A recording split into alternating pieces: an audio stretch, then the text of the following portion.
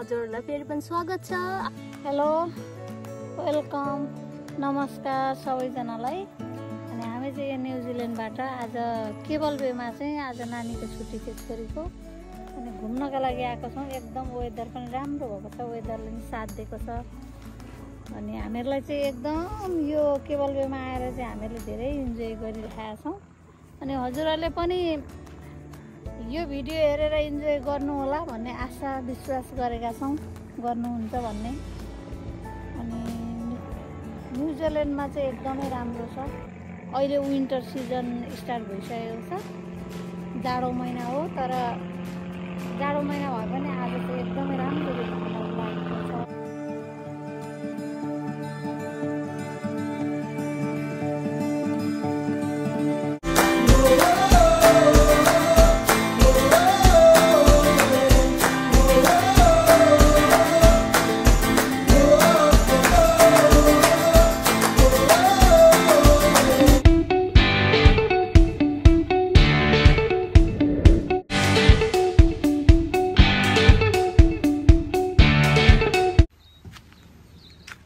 साथीहरू, हामी चाहिँ यहाँ आइसकेका छौँ। अनि म चाहिँ डाँडा चढिरहेको छु।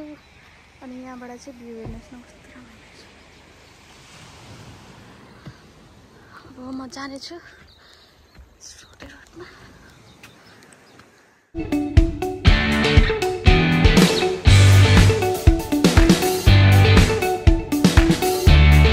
यो चाहिँ प्राइभेट ल्यान्ड हो, तर यहाँ हामीलाई अलाउ छ। यहाँ लेखिरहेको छ होइन, नोटिस के गर्नुपर्ने पर्छ। अनि फुल फुलिरहेको छ। यो गेट भयो यहाँको। हामी चाहिँ यहाँ आइसकेका छौँ। यो उकालो छ कि धेरै भइसक्यो, उकालो नहेरेको नि स्यास्या भइसक्यो होइन। आज चाहिँ हामी यहाँ गौर लिन आएको छौँ। विन्टरको लागि अब सागहरू खानु पऱ्यो नि त, चाहिहाल्यो होइन, मलहरू।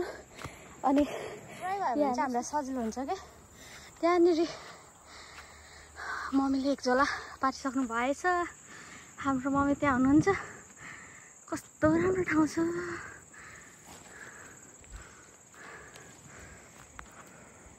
मम्मी तपाईँले के गर्नुभएको? अब वेयर हाउसबाट लिएको मलहरू। तपाईँको छेली टोपीले आँखा अलिकति उता गोबर टिपेको साग खानलाई। अहिले न्युजिल्यान्डमा चाहिँ जाडो महिना हो, तर पनि अब जाडो महिना साग हुन्छ। यहाँ त हिउँै परेर पनि साग त नटेर्दो रहेछ हौ। कस्तो बिर्सेछ नि, अघि माइक ल्याउनु पर्थ्यो है। आज हाम्रो प्लानै थिएन यो भ्लग बनाउने। अनि मम्मीले भन्नुभयो यस्तो राम्रो ठाउँ जाँदैछौ बनाउनु त भन्दै होइन। हेर्नुहोस् परबाट हेर्दा यस्तो देखिन्छ, अनि नजिकबाट हेर्दा देखिन्छ। साथीहरू कम छैन त स्विजरल्यान्ड भन्दा, एकदमै दामी ठाउँ छ के। अनि हामी चाहिँ अब त्यो डाँडा कटाएर पनि जानेछौँ, किनभने यहाँ मम्मी हेर्नुहोस् है टिपिसकेको। ए टिपिसक्नुभयो मम्मीले यहाँबाट होइन। अनि मम्मी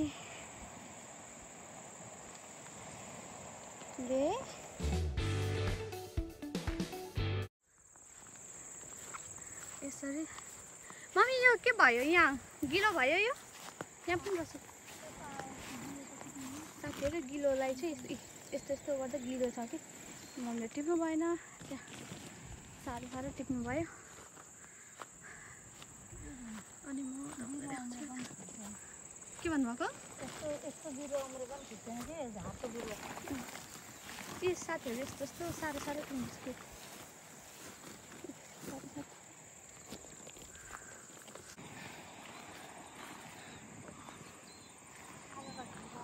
साथीहरू हेर्नु न, यहाँबाट कस्तो राम्रो देखेको। यो चाहिँ केबल वे हो होइन, हाम्रो घरबाट त्यस्तै 20-25 मिनट जति लाग्छ। ओके साथीहरू, म पनि रेडी भएँ अब टिप्नको लागि होइन। टिप्नु परि गयो। अनि मैले लगाएको छु ग्लोभ्स लगाएको छु, जुत्ता प्याक छ। अब विन्टरमा सब्जी खानै पर्यो होइन।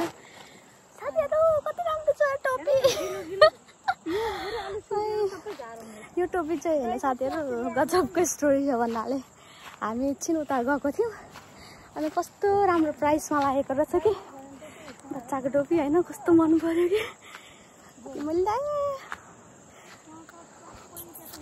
खचिमकै यति हामी चाहिँ कस्तो राम्रो ठाउँमा आएको छौँ हेर्नु न गाई गोरु हेर्नु न गाईहरू त्यतातिर चाहिँ फार्म रहेछ यहाँको मालिकहरू यो गाई बस्तुको मालिकहरू अनि साथीहरू यो चाहिँ गाईलाई पानी खाने ठाउँ यसरी बनाइन्छ पानी खाने ठाउँ अनि उनीहरू त्यहाँबाट तिर्खा लाग्यो भने आएर यहाँ कस्तो मजाले हेरिरहेछ मलाई अनि पानी खान्छन् यिनीहरूले त यस्तो राम्रो भ्यू हेर्दै खान्छ कि यहाँ हेर्नुहोस् न कस्तो राम्रो छ भ्यू आज वेदर पनि कस्तो राम्रो भएको छ कि यहाँनिर जहिले ट्युसडे वेडनेसडे कस्तो नराम्रो हुन्थ्यो आज चाहिँ राम्रो भएको छ घामहरू लागेको छ है अन्त यो एकदमै राम्रो छ एकदमै ब्युटिफुल होइन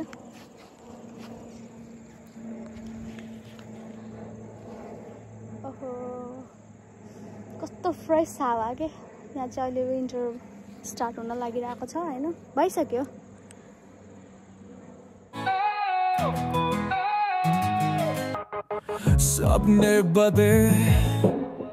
साथीहरू यहाँ न मैले मम्मीलाई क्विन एलिजाबेथ होइन न्युजिल्यान्डको क्विन एलिजाबेथ बनाइदिएको छु होइन कस्तो लागिरहेको छ हाम्रो फ्यामिलीको क्विन एलिजाबेथ हुनु पाउँदा आजको दिनमा भन्नु न कस्तो लागिरहेको छ एकदमै म त खुसी लागेको छ नि एलिजाबेथ होइन एलिजाबेथको पर्दा भए पनि ठिकै छ हो ठिकै छ नि भनेपछि तपाईँ मगर फ्यामिलीको एलिजाबेथ होइन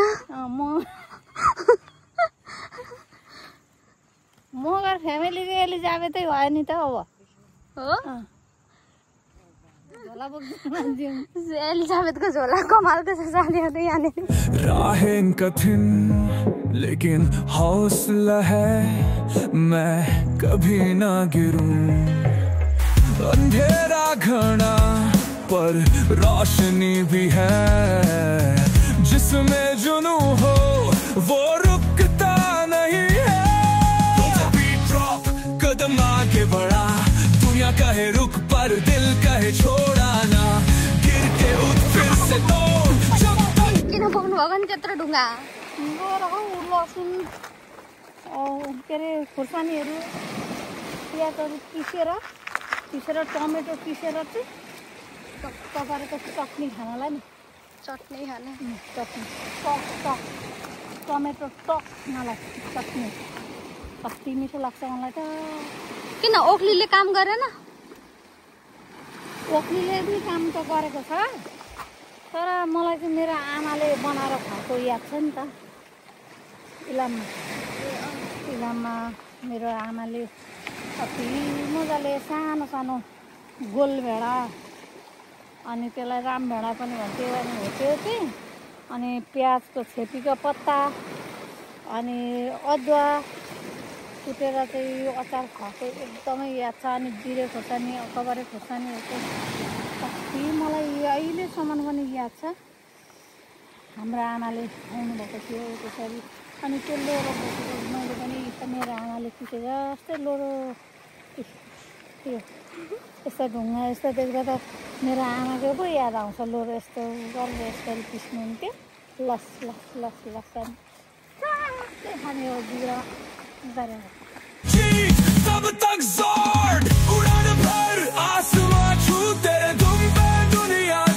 भाइ ल भनिदेऊ यो कुन बस्ती हो केबल बेको बस्ती हो यो यसलाई चाहिँ केबल बे किन भन्छ भन्दाखेरि यहाँदेखिको अस्ट्रेलियासम्म एउटा केबल कम्पनीले मुनिबाट केबल लगेको छ क्या समुद्रको मुनिबाट अनि त्यही भएर यसलाई केबल बे भन्छ पक्का हो नि भन्दाखेरि त्यो फोनहरू गर्दाखेरि त्यो आवाजहरू पुग्छ नि त्यही केबलबाट ए ओके साथीहरू मेरो भाइले भनिसक्नु भयो होइन अनि यहाँ चाहिँ यो चाहिँ केबल बेको बस्ती हो बस्ती उहाँहरूको काम चाहिँ के हो भने प्रायः जस्तो हनीहरू होइन अनि फार्मिङ गाई भेडा मिट्टी से निकला पत्थर सा बना, आग भी बरसी पर मैंने सहा।